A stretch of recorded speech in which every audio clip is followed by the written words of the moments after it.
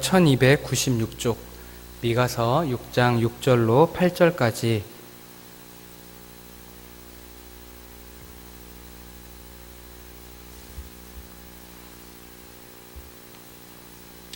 한 절씩 교독하도록 하겠습니다. 내가 무엇을 가지고 여호와 앞에 나아가며 높으신 하나님께 경배할까? 내가 번제물로 1년 된 송아지를 가지고 그 앞에 나아갈까?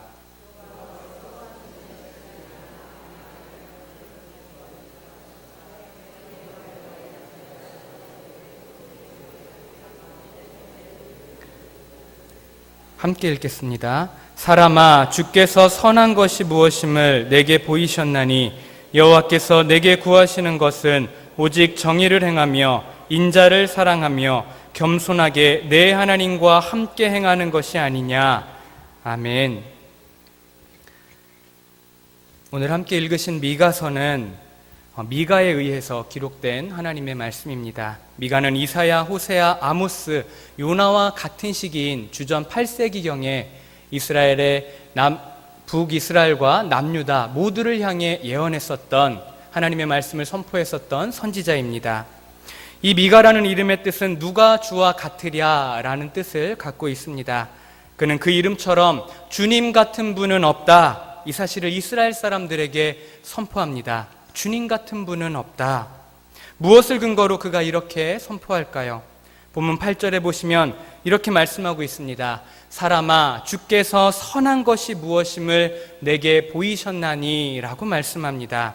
여기서 말씀하는 선한 것, 이 선이 바로 이 미가가 주님 같은 분은 없다라고 선포하는 그 근거가 됩니다.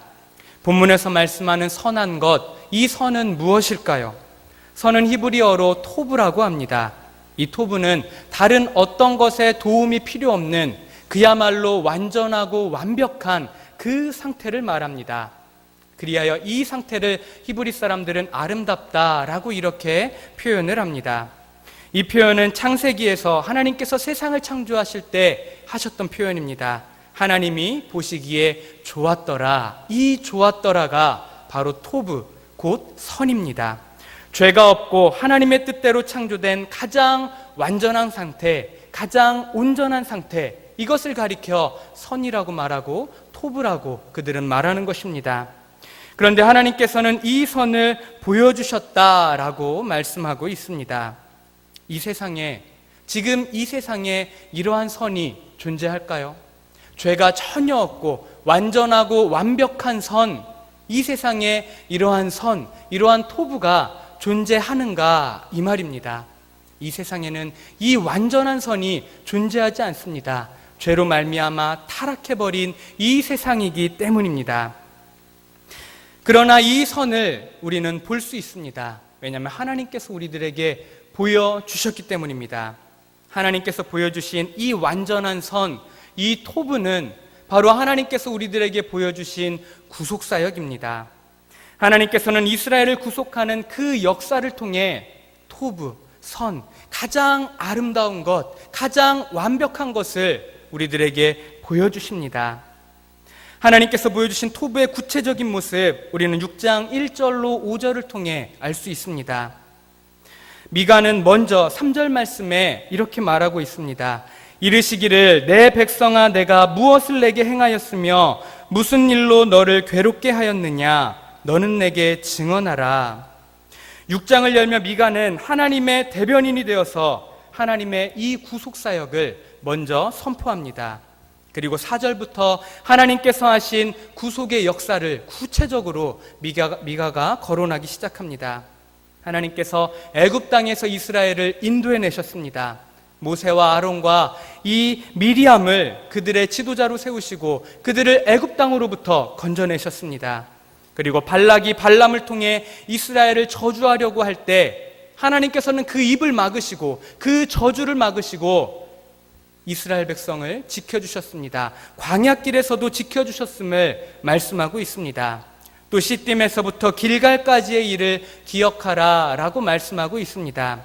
시딤은 광야 생활을 마감한 요단 동편입니다. 그리고 길갈은 요단을 건너서 이스라엘 백성들이 할례를 행한 가나안 땅의 첫 번째 지역이 이 길갈입니다.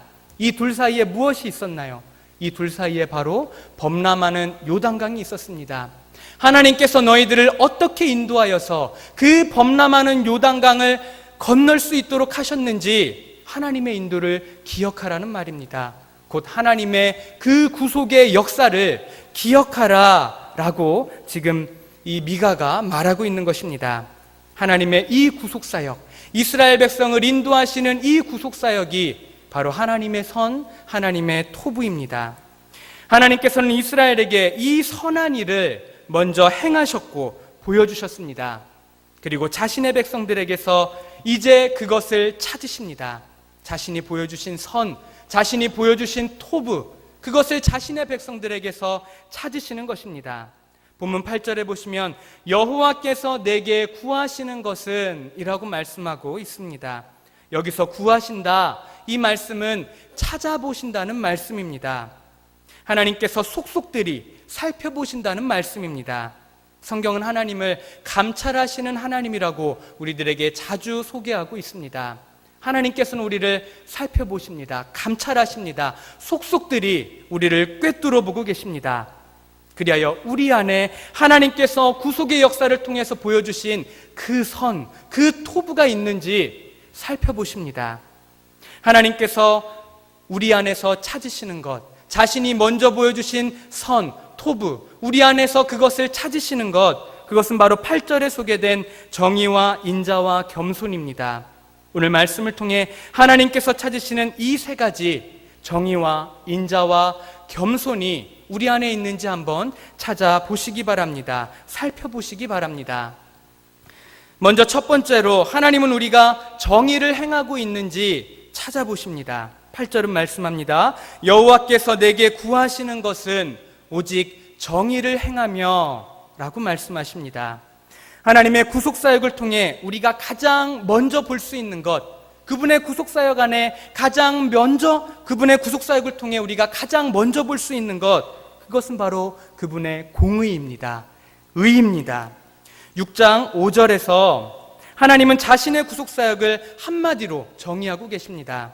나 여호와가 공의롭게 행한 일을 알리라 라고 말씀하고 계십니다. 자신의 구속사역을 쭉 말씀하신 이후에 나 여호와가 공의롭게 행한 일을 알리라, 자신의 구속사역이 바로 공의로운 일이다 라고 하나님께서 말씀하고 계신 것이죠. ESV 영어 번역 성경은 이 부분, 이 공의롭게 행한 일을 saving act라고 번역하고 있습니다. 곧 구속사역, 이렇게 번역하고 있는 것이죠. 하나님께서 우리를 위해 해주신 그 구속사역, 그 구속사역은 정의로운 일입니다. 공의로운 일입니다. 가장 의로운 역사가 그 구속사역입니다. 우리는 하나님의 구속사역을 볼 때 의가 무엇인지, 공의가 무엇인지 깨달아 알 수 있게 됩니다. 구속사역을 통해 드러나는 하나님의 의는 가장 먼저 하나님의 무조건적인 선택입니다. 하나님께서는 아무 조건도 보지 않으시고 하나님의 백성을 택하셨습니다. 아브라함을 택하셨고 아브라함으로부터 일어나는, 시작되는 그 백성을 하나님께서 택하셨습니다. 이 선택, 무조건적인 선택입니다. 아무런 조건도 보시지 아니하시고 하나님께서 먼저 찾아오셨습니다. 먼저 선택하셨습니다. 이것이 바로 하나님의 의입니다. 그리고 그들과 언약을 체결하셨죠. 그들과 언약을 체결하시고 우리 하나님께서는 신실하게 그 언약을 이행해 나가십니다. 이스라엘 백성들은 때로는 그 언약을 무시하고 하나님 앞에 대들었지만 하나님은 끝까지 언약을 포기하지 아니하시고 폐기하지 아니하시고 붙잡으십니다. 언약을 끝까지 지키시고 언약을 기준으로 그들을 재판하시고 그들을 심판하십니다. 이렇게 언약을 붙드시고 언약을 통해 그들을 심판하시고 그들을 재판하시는 하나님, 이것이 바로 하나님의 공의입니다. 이것이 바로 하나님의 의입니다. 하나님의 백성들은 이 언약을 지키시는 의로우신 하나님을 의지해서 구원을 얻는 것입니다. 그분으로 말미암아 구원을 얻고 그분의 변호를 우리들이 얻을 수 있는 것입니다. 이스라엘은 이러한 하나님의 의, 하나님의 공의에 잇대어서 구원을 얻을 수 있는 것입니다. 신약에서도 마찬가지입니다. 우리는 하나님과의 언약을 성실하게, 신실하게 이행하신 예수 그리스도의 그 의에 깃대어 그 의를 덧입어서 구원을 얻게 됩니다. 의와 구원은 별개의 것이 아니라 의와 구원은 함께 갑니다. 하나님의 의를 덧입은 자가 구원을 얻고 구원을 얻은 사람이 바로 의로운 사람입니다.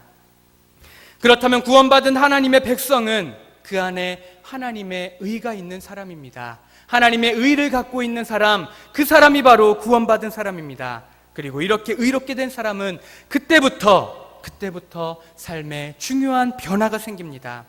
의로운 하나님의 모습을 닮아 의로운 하나님을 따라 의로운 행동을 할 수 있게 되는 것입니다.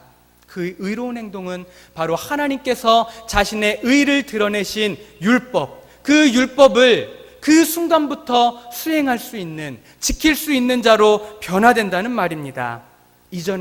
구원받기 이전에는 의로운 일이 무엇인지 전혀 알지 못하고 하나님의 율법을 행할 생각 전혀 하지 못했는데, 하나님의 의를 덧입고 나서는, 의롭게 되고 난 이후에는 의로운 삶을 추구하게 되고, 하나님께서 그 의로운 모습을 기록해 놓으신 율법을 지켜 행할 수 있는, 하고자 하는 그러한 마음을 우리들에게 허락해 주시는 것입니다.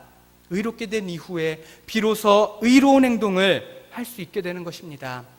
그래서 하나님께서는 이스라엘 백성들에게 이 의로운 행동, 정의를 찾으시는 것입니다. 미가서 3장 1절로 3절 말씀입니다. 정의를 아는 것이 너희의 본분이 아니냐. 정의를 아는 것이 너희의 본분이 아니냐. 내가 너희들에게 보여준 그 정의가 너희들 안에 있다면 너희가 정의를 행해야 한다. 그것이 바로 너희들의 본분이다. 이것을 말씀합니다. 그러나 이스라엘 백성들, 정의를 잊고도, 정의를 보고도 정의를 행하지 않았습니다. 너희가 선을 미워하고 악을 기뻐하여 내 백성의 가죽을 벗기고 그 뼈에서 살을 뜯어 그들의 살을 먹으며 그 가죽을 벗기며 그 뼈를 꺾어 다지기를 냄비와 속 가운데에 담을 고기처럼 하는도다 라고 말씀하고 있습니다. 하나님께서는 이스라엘 백성들에게 정의를 찾았는데, 너희가 의롭게 된 내 백성이라면 너희가 정의롭게 살아야 하는데 이스라엘에 그 정의가 없다는 말씀입니다. 하나님으로 말미암아 의롭게 된 하나님의 자녀가 정의를 행하는 것 마땅한 일 아닙니까? 그런데 이스라엘은 정의를 행하기는커녕 오히려 선을 미워하고 백성들의 가죽을 벗기고 살을 뜯고 그 골수까지, 그 뼈까지 꺾어 다지는 이 만행을, 이 악행을 이스라엘 백성들이 행하고 있었던 것입니다. 가진 자가 가난한 사람을 착취하는데 그들의 뼛속까지도 정말 악랄하게 착취하고 있는 모습이 바로 이 이스라엘의 모습이었던 것입니다. 그런데 이러한 이스라엘의 모습이 생경하게 보이지 않는 까닭은 무엇일까요? 세상에서 이러한 일이 일어난다면 세상에서 가진 자들이, 힘 있는 자들이 연약하고 불쌍한 사람들 억압하고 착취한다면 세상이니까 그러려니 할 수 있습니다. 그런데 지금은 교회 안에서 이러한 일이 비일비재하게 일어나고 있다는 것, 이것이 바로 문제고 이것이 바로 우리들의 아픔입니다. 하나님의 의를 입은 의로운 자녀라고 말하면서 정작 그 행동은, 그 삶은 전혀 정의롭지 못하고 세상과 똑같이 고아와 과부를 억압하고 그들을 착취하고 가진 자들에게만, 힘 있는 자들에게만 관대한 교회, 지금의 이 교회의 모습 아닌가요? 성도 여러분, 세상 사람들은 절대 정의를 행할 수 없습니다. 정의로운 행동은 오직 하나님의 의를 덧입은 우리들만이 할 수 있는 행동입니다. 그렇게 하나님께서는 우리가 세상에서 정의로운 자녀, 하나님의 정의로운 백성이 되기를 원하십니다. 그래서 우리를 통해 하나님의 정의가, 하나님의 공의가 이 세상에 흘러나가기를 원하십니다. 그래서 이 세상에 하나님의 정의와 공의가 회복되어지고 정의롭고 공의로운 세상이 되기를 하나님께서 원하고 계십니다. 하나님의 율법이 우리들에게 가르쳐주고 있는 정의, 고아와 과부, 나그네들을 불쌍히 긍휼히 여기고 불쌍하고 연약한 사람들을 압제하지 말고 돌봐줘라, 약한 자를 대적하지 말아라, 뇌물을 받고 판결을 굽게 하지 말아라, 하나님의 정의가 있는 성도는 가진 자에게만 관대한 이 세상의 법을 따라가는 성도가 아니라 하나님의 법에 따라서, 하나님의 정의에 따라서, 하나님의 율법에 따라서 못 가진 자의 편에 서서, 연약한 사람들의 편에 서서, 불쌍한 자들의 편에 서서 정의롭게 살아갑니다. 그러한 성도가 바로 진정한 성도입니다. 하나님의 정의를 행하는 것, 이것은 엄청나게 거창한 일이 아닙니다. 사회에 나가서 깃발을 들고 정의를 행하자고 외치면서 나아가는 이런 거창한 행위가 아닙니다. 하나님의 정의를 행하는 것은 우리 주변을 돌아보는 것입니다. 내 주변에 있는 지체, 내 주변에 있는 이웃들, 가족들, 불쌍하고 연약한 지체들, 도움이 필요한 지체들을 돌아보고 그들에게 주님의 이름으로 도움을 주는 것, 사랑을 베푸는 것, 이것이 바로 하나님께서 원하시는 정의입니다. 우리 성도님들의 삶 가운데 이 정의가 있기를 바랍니다. 하나님께서 구속의 그 역사를 통해서 우리들에게 보여주신 가장 공의로운 행동, 그 정의가 우리들에게도 있기를 원합니다. 그래서 함께 살아가는, 함께 성장하는 우리 교회와 우리 주변의 이웃들, 이러한 귀한 우리 은광교회가 되기를, 우리 귀한 성도님들이 되시기를 원합니다. 두 번째로 하나님께서는 자신의 백성들에게서 인자를 사랑하는지 이것을 찾으십니다. 자신의 백성들이 인자를 사랑하는지 이것을 찾고 계신 것입니다. 계속해서 8절 말씀입니다. 여호와께서 내게 구하시는 것은 오직 정의를 행하며 인자를 사랑하며 라고 말씀하십니다. 여기서 인자는 하나님 그분을 직접적으로 가리키는 표현이 아니라 히브리어로 헤세드, 하나님의 자비와 인자와 긍휼, 이것을 말하는 단어입니다. 다시 말해서 인자를 사랑하며 라고 할 때는 하나님의 자비와 긍휼과 하나님의 그 인자, 이것을 사랑하라 라고 하는 말씀입니다. 미가는 하나님의 인자를 사랑할 것을 말하고 하나님께서 그것을 우리들에게서 찾으신다 라고 말하고 있습니다. 우리는 하나님의 이 인자 역시 다른 곳에서 찾으려고 해서는 안 됩니다. 하나님의 인자 역시 그분의 구속사역 안에 가장 잘 나타나 있습니다. 하나님의 구속사역에 드러난 하나님의 인자와 자비와 긍휼, 이것은 자신의 언약에 기초한 확고부동한 사랑입니다.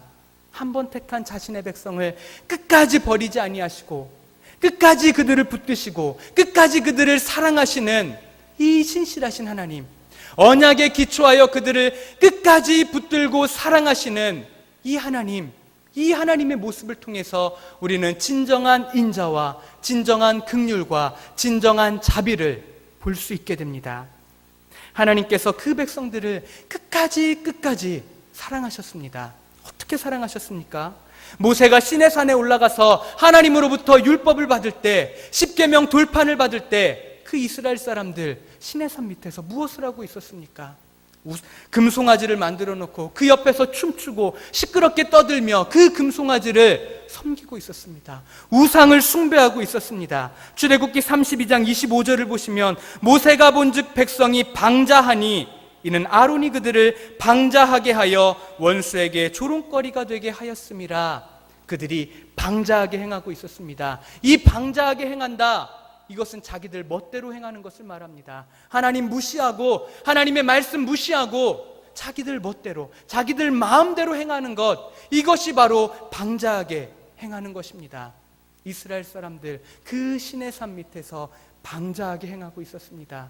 그때뿐만이 아닙니다. 출애굽 이후로 가나안 땅에 들어가기까지 그들이 하나님 앞에서 얼마나 방자하게 행했습니까? 얼마나 하나님을 모욕했습니까? 하나님의 존재를 멸시했습니까? 출애굽과 이 가나안 땅을 정복할 때 하나님께서 분명하게 보여주신 그 모든 기적과 이사들이 있음에도 불구하고 그들은 하나님을 온전히 믿지 않았습니다. 우상을 숭배했습니다. 그래서 결국은 멸망하여 포로로 끌려갔습니다. 그러나 그렇다고 해서 우리 하나님께서 그들을 버리신 것 아닙니다. 끝까지 그들을 사랑하십니다. 끝까지 그들을 붙드십니다. 포로로 끌려간 이후에 70년 후에 그들은 다시 이스라엘로 예루살렘으로 돌아오게 됩니다. 하나님의 사랑입니다. 그리고 그 민족에게 하나님께서 태초부터 약속하셨던 메시아를 변함없이 보내주십니다. 하나님의 끝까지 참고 인내하시는 사랑입니다. 그리고 그 메시아를 통해서 결국은 온 우주를, 온 인류를 회복시키시고 구원하십니다. 하나님의 놀라운 사랑과 인내, 하나님의 긍휼입니다. 하나님의 자비입니다. 성도 여러분, 우리는 하나님으로부터 이 인자하심을 입은 존재입니다. 끝까지 사랑하고 끝까지 붙드시고 끝까지 함께 하시는 이 하나님의 인자, 하나님의 자비와 긍휼을 힘입은, 덧입은 사람이 바로 저와 우리 성도님들입니다. 하나님의 인자가 아니면 우리가 어찌 감히 하나님 앞에 설 수 있겠습니까? 하나님으로부터 구원을 얻은 이후에도, 예수 그리스도를 영접한 이후에도 우리가 얼마나 많은 죄를 지으면서 이 세상을 살아가고 있습니까? 하나님의 인자가 아니면, 하나님의 자비가 아니면 우리는 이 자리에 결코 나올 수 없는 그러한 존재입니다. 그러나 하나님의 인자가 있기 때문에, 하나님의 인자를 우리들이 덧입었기 때문에 지금 이 자리에 우리가 나와서 하나님을 예배할 수 있는 것입니다. 하나님의 이러한 인자를 입은 성도라면, 하나님의 인자를 사랑하는 성도라면 이제 우리가 이웃을 용납하고 다른 지체들을 인내하고 용납하며 사랑해야 할 줄로 믿습니다. 하나님의 인자를 덧입었다면, 하나님의 그 끝까지 참으시는 사랑이 내 안에 있다면 이제는 우리가 이웃을 돌아보고 우리 주변의 지체들을 용납하고 사랑하고 그들을 향해 끝까지 참는 그러한 인내가 우리들 가운데 있어야 될 줄로 믿습니다. 하나님의 인자를 우리가 갖고 있다고 말하면서 이웃을 이해하지 못하고 그들과 원수가 되어 살아간다면, 내 주변의 지체들, 내 주변의 이 성도들과 원수가 되어 살아간다면 이것은 우리 안에 인자가 없는 것입니다. 하나님으로부터 받은 인자의 그 증거를 드러내시는 성도님들 되시기 바랍니다. 내 주변에 있는 사람, 내 주변에 있는 이웃들, 가족을 끝까지 용납하고 끝까지 사랑하고 그들을 품에 안는 것, 이것이 바로 하나님의 인자를 덧입은 그러한 성도가 취해야 할 신앙임을 믿습니다. 하나님께서 우리 안에 이 인자를 찾으실 때 우리가 이 인자를 이웃사랑과 지체를 사랑하는 것을 통해서 드러낼 수 있기를 간절히 소망합니다. 마지막 세 번째로, 하나님께서는 우리가 겸손히 함께 행하시는지를 찾으십니다. 8절 말씀 보시겠습니다. 여호와께서 내게 구하시는 것은 정의를 행하며 인자를 사랑하며 겸손하게 내 하나님과 함께 행하는 것이 아니냐. 성경은 곳곳에서 우리들에게 겸손을 요구하십니다. 그런데 우리가 기억해야 할 것은 우리의 노력으로, 수행으로 이 겸손을 이룰 수 없다는 사실입니다. 타락한 인간의 가장 큰 특징은 교만입니다. 하나님을 업신여기고 하나님을 없다 합니다. 하나님보다 자기 자신을 더 믿고 하나님 앞에서 고개를 뻣뻣이 드는 것이 바로 타락한 인간의 가장 근원적인 그러한 모습입니다. 교만이 이 중심에 있기 때문에 하나님 앞에서 우리는 결코 겸손해질 수 없는 것입니다.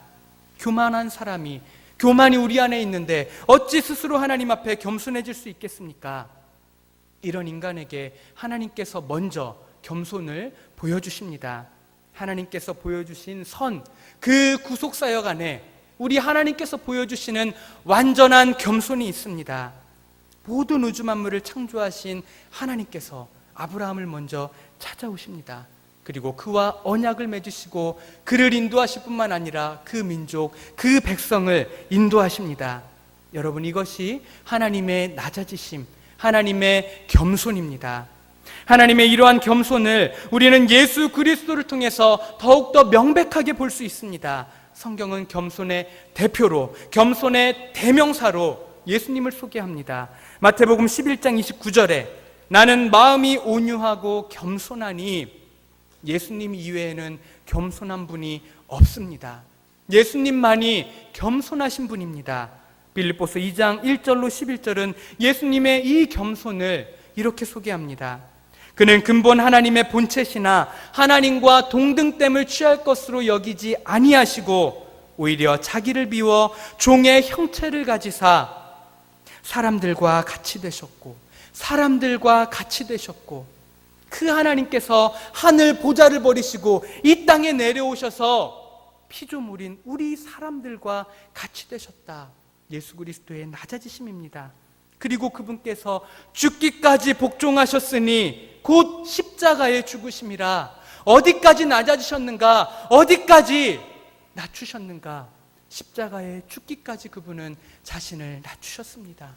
겸손하게 하나님의 말씀 앞에, 하나님과의 언약 앞에 철저히 순종하십니다. 이것이 바로 겸손입니다.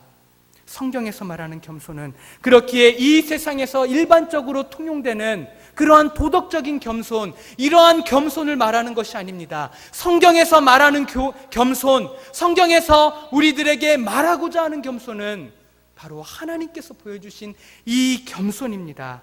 바로 신적 겸손입니다. 그렇기에 우리가 도달할 수 없고, 우리가 그 겸손을 내 스스로 이룰 수 없습니다. 극기를 통해서, 연습을 통해서, 훈련을 통해서 우리는 겸손해질 수 없습니다. 아무리 겸손해졌다, 내가 말한다 하더라도 순간순간마다 이 안에서 교만이 올라오지 않습니까? 내 힘으로는 절대 겸손을 이룰 수 없습니다.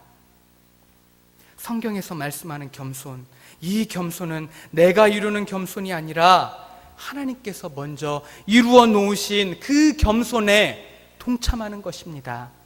그래서 우리가 해야 할 일은 날마다 내 스스로 겸손해지기 위한 노력을 하는 것이 아닙니다. 우리가 겸손해지기 위해서, 내가 겸손해지기 위해서는 날마다 하나님께로 나아가야 합니다. 하나님과 동행해야 합니다. 하나님께 더욱더 가까이 가서 하나님을 붙잡아야 합니다. 하나님과 동행할 때, 하나님을 붙잡을 때 우리는 겸손해질 수 있습니다. 본문을 보시면 겸손하게 내 하나님과 함께 행하라 라고 말씀하고 있습니다. 여기서 겸손하게 행하라, 여기에 히브리어의 아주 독특한 그런 동사 형태가 쓰이고 있습니다. 히필령이라는 동사 형태가 쓰입니다. 이것은 사역형으로서 일을 시키는 것을 표현할 때 쓰는 동사 형태입니다. 일하라는 것입니다. 무슨 일입니까? 하나님과 함께하는 일, 하나님과 동행하는 일, 그것을 하라는 것입니다. 그럴 때에 하나님과 동행할 때, 하나님과 함께할 때 겸손해질 수 있습니다. 성도 여러분, 내 스스로가 낮아지는 것, 겸손케 되는 것, 이것은 불가능합니다. 내 힘으로는 절대 겸손을 이룰 수 없습니다. 겸손한 척은 할 수 있습니다. 겸손을 연기할 수는 있습니다. 아니, 어떤 경우에는 이 겸손을 연기하면서 오히려 더 큰 영광을 받아 누리기도 합니다. 이단의 많은 지도자들 자신을 얼마나 낮춥니까? 그러나 그렇게 낮추면서 모든 영광을, 하나님이 받으셔야 할 영광을 자신이 가로채고 있습니다. 많은 몰지각한 교회의 지도자들이 겸손을 연기하면서, 겸손을 흉내내면서 오히려 교만해지고 있습니다. 겸손하기 위해, 진정으로 낮아지기 위해 애쓰고 노력해보신 분들은 이 겸손이 얼마나 어려운 것인지 아시리라 생각합니다. 겸손은 내 스스로 할 수 있는 것이 아니기 때문입니다. 겸손해지기 위해서 우리는 날마다 주님께로, 날마다 하나님께로 더욱더 가까이 나아가야 될 줄로 믿습니다. 하나님과 동행할 때에, 하나님께 더욱더 가까이 나아갈 때에 우리는 내 자신을 낮출 수 있습니다. 내 자신을 낮추되 교만하지 않은 모습으로 낮출 수 있습니다. 정말로 철저히 자신을 낮출 수 있습니다. 하나님의 신적인 겸손에 동참하는 것, 이것이 바로 우리가 겸손해질 수 있는 유일한 방법입니다. 하나님께서는 우리 안에서 그렇기 때문에 이 겸손을 찾으십니다. 이 겸손이 있다면 하나님과 동행하고 있다는 증거이기 때문입니다. 하나님의 신적 겸손에 동참하시고 하나님께서 우리 안에서 겸손을 찾으실 때 겸손을 드릴 수 있는, 내어드릴 수 있는 저와 성도님들 되시기 바랍니다. 하나님께서는 선한 것을 우리에게 보여주셨습니다. 바로 하나님의 구속, 하나님의 구원입니다. 하나님의 구속사역을 바라볼 때 우리는 정의와 인자와 겸손이 무엇인지, 정의와 인자와 겸손의 그 극치를 우리는 하나님의 구속사역을 통해서 찾을 수 있고 볼 수 있습니다. 그리고 하나님께서는 자신이 보여주신 정의와 인자와 겸손이 자신의 백성들 안에 있는지 찾으십니다. 정의와 인자와 겸손의 하나님으로부터 구속의 은혜를 받은 성도라면 그 안에 정의와 인자와 겸손이 당연히 있어야 되겠지요. 진정한 하나님 나라의 백성이라면 하나님께서 보여주신 정의와 인자와 겸손이 이 안에 있어야 합니다. 우리 성도님들 안에 이 정의와 인자와 겸손이 있으신가요? 하나님께서 찾으시는 정의와 인자와 겸손이 우리 모든 성도님들 안에 있으시기를 바랍니다. 그래야 이 땅에서 하나님의 백성으로서 정의를 행하시고 인자를 사랑하시며 겸손히 하나님과 함께 행하시는 그러한 삶을 살아가시는 저와 우리 모든 성도님들 되시기를 바랍니다. 아멘. 기도하시겠습니다. 아버지 하나님이시여, 하나님의 놀라운 구속의 그 역사를 통하여서 정의가 무엇인지, 인자가 무엇인지, 겸손이 무엇인지 우리들에게 보여주신 우리 아버지 하나님 감사합니다. 하나님으로부터 구원의 은총을 받은 우리 안에 하나님의 정의와 인자와 하나님의 겸손이 있기를 원합니다. 정의로운 삶, 인자를 사랑하는 그러한 삶, 또한 겸손히 행하는 신적 겸손에 동참하는 삶을 살아가는 우리들이 되기를 간절히 소망합니다. 우리들에게 힘을 주시옵소서, 능력을 주시옵소서, 하나님의 말씀을 살아내는 우리들의 삶이 될 수 있도록 아버지 하나님 역사하여 주시옵소서. 감사드리며 우리 구주 예수 그리스도 이름으로 기도합니다. 아멘.